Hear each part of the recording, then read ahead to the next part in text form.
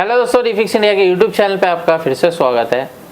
तो दोस्तों, आज की वीडियो में बात करेंगे पैनल में पिक्चर फ्लिकरिंग की प्रॉब्लम आती है, किस तरीके से हम उसको रिपेयर कर सकते हैं। पैनल के अंदर अलग अलग दिक्कतें आती है, कई बार नो पिक्चर भी हो जाता है, पिक्चर फ्लिकरिंग होती है, पिक्चर फ्रीजिंग होती है, या फिर पैनल पे वर्टिकल बार आता है। तो क्या होता है कि पैनल के प्रॉब्लम को देखने के बाद ही हमारे को पता लगता है कि प्रॉब्लम किस जगह से है। पैनल के अंदर चेक करना पड़ता है कि पैनल को कैसे रिपेयर करना है। काफ़ी सारे टेक्नीशियन मेरे को डेली मैसेज करते हैं, कॉल्स करते हैं कि प्रॉब्लम कहाँ से है, क्या है। कि दोस्तों, मैं आपको बता देता हूँ कि मेरे पास कोई ऐसी जादू की छड़ी नहीं है। जब तक मैं उसको चेक नहीं करूँगा, देखूँगा नहीं, तब तक मेरे को ये चीज़ कंफर्म नहीं हो पाती कि प्रॉब्लम कहाँ से है। तो अभी जैसे कि मेरे पास जो प्रॉब्लम है वो इनोलेक्स का पैनल है, और मैं आपको इसका मॉडल नंबर दिखा देता हूँ पैनल का क्या है। यहाँ पे आप ये देख सकते हैं, ये इनोलेक्स कंपनी का है और ये 24 इंची का पैनल है। तो सबसे पहले मैं इसके अंदर दिखाता हूँ आपको प्रॉब्लम किस तरीके की हमारे पास बन रही है। और यहाँ पे हम सेट को ऑन करते हैं, और ऑन करने के बाद अगर आप यहाँ पे देखेंगे तो पैनल के अंदर जो हाफ पिक्चर है आप यहाँ पे देखेंगे तो हाफ पिक्चर आती है, और उसके बाद पैनल इस तरीके से फ्लिकरिंग करता है। जैसे कि मैं आपको यहाँ पे दिखा देता हूँ पिक्चर किस तरीके से यहाँ पे फ्लिकर कर रहा है। तो इस तरीके की दिक्कत आती है तो सबसे पहले हमारे को पैनल की सभी वोल्टेज चेक करनी है, क्योंकि पैनल के अंदर कई बार क्या होता है कि कई बार वोल्टेज जो होती है एबनॉर्मल होती है, जिसकी वजह से इस तरीके की दिक्कतें हमारे को देखने को मिलती है। और कई बार इस तरीके की दिक्कतें हमारी कॉफ के बर्न होने से भी आती है। तो दोस्तों, जब भी आप पैनल को रिपेयर करते हैं तो पैनल की टेस्टिंग टेबल आपके पास होनी चाहिए, तभी आप पैनल को प्रॉपर तरीके से रिपेयर कर सकते हैं। अभी आप यहाँ पे देखेंगे तो पैनल जो है मेरे पास, इसकी अगर हम जो भी वोल्टेज होती है सभी वोल्टेज को अगर हम चेक करते हैं स्टेप बाय स्टेप, तो वो चीज़ मैं आपको करके दिखाता हूँ कि हमारे पास किस तरीके का फॉल्ट है। और इसके अंदर देखते हैं कि कोई वोल्टेज जो है इसके अंदर फ्लिकर हो रही है या फिर प्रॉब्लम कहाँ से है। यहाँ पे आप ये देख सकते हैं, जो पैनल है 5 वोल्ट का पैनल है, और ये 5 वोल्ट की सप्लाई इसकी बिल्कुल परफेक्ट तरीके से बन रही है। 5 वोल्ट के बाद इसकी जो 3.3 वोल्ट की सप्लाई है वो भी आप ये देख सकते हैं, इसके अंदर कोई भी वेरिएशन नहीं है, यानी कि वोल्टेज भी ओके है। और उसके बाद जो हमारी वोल्टेज होती है VGH VGL, ये भी चेक कर लेते हैं हम।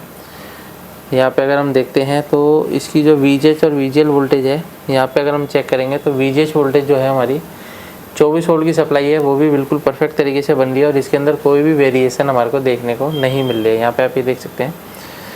उसके बाद अगर हम यहाँ पे देखते हैं तो हमारे को जो VGL वोल्टेज है, VGL वोल्टेज अगर हम देखते हैं तो VGL के अंदर भी कोई भी वेरिएशन हमारे को देखने को नहीं मिल रही है। कई बार क्या होता है कि वोल्टेज के अंदर अगर वेरिएशन आती है तब भी इस तरीके की दिक्कत आती है। तो ऐसा भी होता है कि कई बार कॉफ शॉर्ट हो जाती है, तब भी इस तरीके की दिक्कत हमारे को देखने को मिल सकती है। तो अभी क्या है कि फ़िलहाल हमारा जो पैनल है इसके अंदर कुछ जो है आवाज़ भी आ रही है, यानी कि जैसे शॉर्टिंग होने की आवाज़ भी आ रही है। तो सबसे पहले हम पैनल को ऑफ़ करके इसके अंदर सभी कंपोनेंट को चेक करेंगे, कहीं पे कोई कंपोनेंट कोई शॉर्ट ना हो, तभी हमारे को कंफर्मेशन मिलेगी। और ये जो पैनल है ये कॉग वाला पैनल है, यहाँ पे आप ये देख सकते हैं इसके अंदर कॉग लगी हुई है, COG पैनल है ये। तो अभी हम क्या करते हैं, इसको घुमा के, क्योंकि इसके अंदर जो कंपोनेंट है वो उल्टी साइड पे लगे हुए हैं।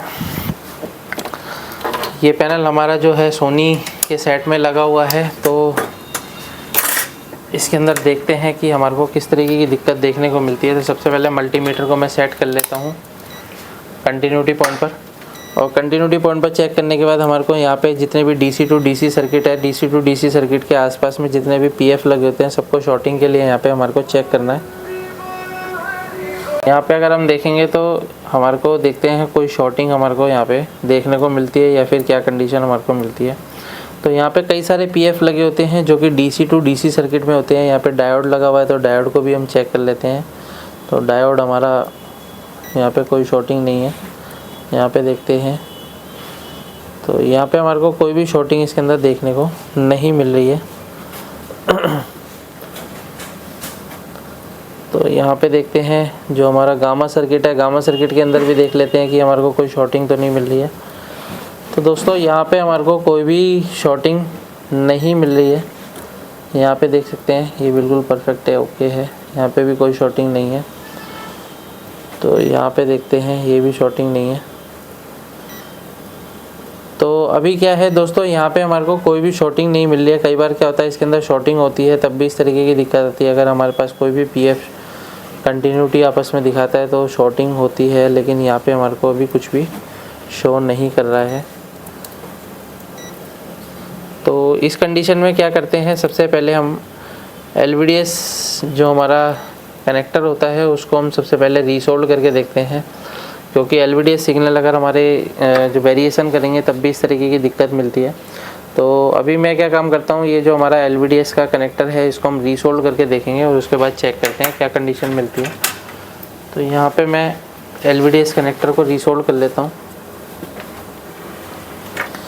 जब भी आप किसी भी कनेक्टर को रीसोल्ड करते हैं तो बिना पेस्ट से आप रीसोल्ड करेंगे तो वो प्रॉपर तरीके से नहीं होगा, तो आपको पेस्ट लगाना ज़रूरी है। तो पेस्ट आप यहाँ पे देख सकते हैं, ये जो मैं पेस्ट यूज़ करता हूँ ये एमटेक कंपनी का पेस्ट है और ये काफ़ी अच्छी क्वालिटी का पेस्ट रहता है, क्योंकि इसके अंदर क्या रहता है कि जो भी सोल्डिंग होती है बिल्कुल परफेक्ट तरीके से होती है। तो जब भी आप सोल्डिंग करते हैं तो आप माइक्रो आयरन का यूज़ कर सकते हैं। जब भी आप पैनल पे काम करेंगे तो माइक्रो आयरन से प्रॉपर तरीके से आपको काम करना होता है। तो यहाँ पे मैं इसको एक एक करके रीसोल्ड कर लेता हूँ इस तरीके से।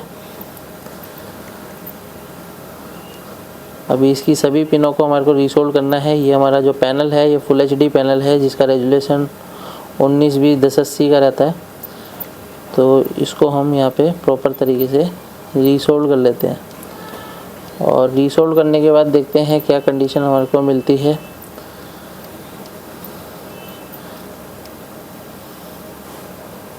तो यहाँ पे मैंने क्या है, पैनल की जो जितने भी पिने हैं 30 की 30 पिनों को मैंने यहाँ पे रीसोल्ड कर दिया है। और रीसोल्ड करने के बाद दोबारा से हम सेट को ऑन करते हैं और सेट की कंडीशन देखते हैं क्या कंडीशन रहती है।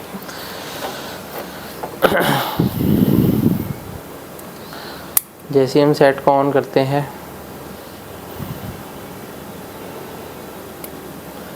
तो यहाँ पे हमारा सेट क्या है, ऑन हो गया है, लेकिन अभी भी यहाँ पे जो है कंडीशन सेम ही है और पैनल के अंदर हमारे को आवाज़ मिल रही है।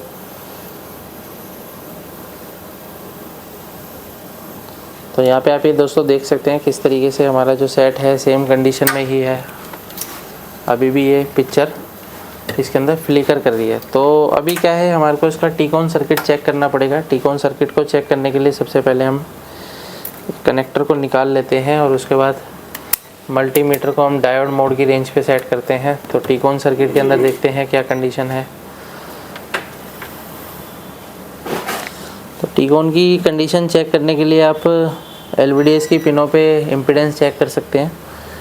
तो यहाँ पे 588 का मेरे को यहाँ पे जो वैल्यू है वो मेरे को मिल रहा है और ये मेरे को सभी के अंदर इसी तरीके से आसपास में मिलना चाहिए।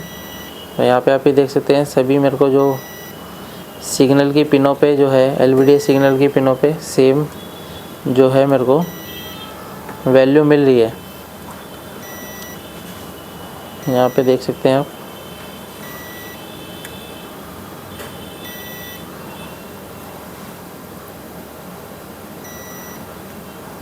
अभी एक एक करके हमारे को चेक करना होता है थोड़ा बारीकी से।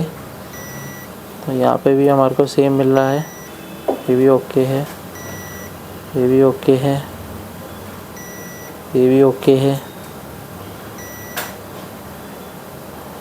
यहाँ पे हमारे को थोड़ा सा वेरिएशन मिल रहा है। यहाँ पे हमारे को 579 और यहाँ 590 और यहाँ 570 के अराउंड हमारे को यहाँ पे मिल रहा है। यानी कि ये काफ़ी वेरिएशन हमारे को मिल रहा है। यहाँ पे 70-72 के अराउंड मुझे यहाँ पे वेरिएशन मिल रहा है। तो दोस्तों इस कंडीशन में क्या है कि हो सकता है हमारी जो टीकॉन IC है उसके अंदर भी दिक्कत हो सकती है।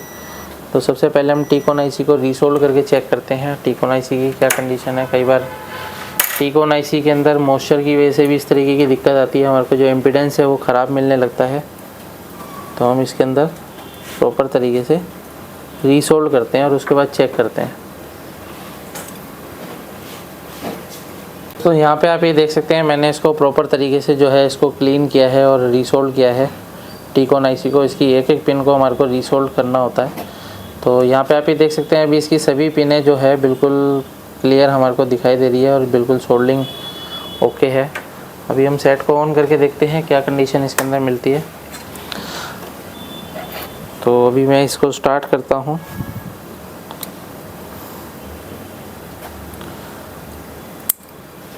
तो यहाँ पे हम क्या है सेट को स्टार्ट कर लेते हैं और उसके बाद देखते हैं क्या कंडीशन हमारे को मिलती है। तो तो अभी आप यहाँ पे देख सकते हैं सेट हमारा बिल्कुल ओके हो चुका है। यहाँ पे आप ये देखेंगे तो नो सिग्नल इसके अंदर लिख के आ रहा है। तो मैं इसको आपको सीधा करके दिखा देता हूँ। ये जो पैनल है इसके अंदर जो कंपोनेंट्स है उल्टे लगे हुए हैं, तो यहाँ पे आप ये देख सकते हैं नो सिग्नल इसका परफेक्ट तरीके से हमारे को मिल रहा है। तो अभी ये जो पैनल है बिल्कुल हमारा परफेक्ट तरीके से काम कर रहा है और इसके अंदर कोई भी फ्लिकर नहीं हो रहा है। तो इस तरीके से आप किसी भी पैनल को आसान तरीके से रिपेयर कर सकते हैं। अगर पैनल को रिपेयर करने में आपके पास प्रॉब्लम आती है तो पैनल की आप ट्रेनिंग ले सकते हैं हमारे यहाँ से। ट्रेनिंग को ज्वाइन करने के लिए नीचे दिए गए कॉन्टैक्ट नंबर पर कॉन्टैक्ट कर सकते हैं। वीडियो आपको पसंद आए तो वीडियो को लाइक करें, शेयर करें, कमेंट करें। Thank you friends.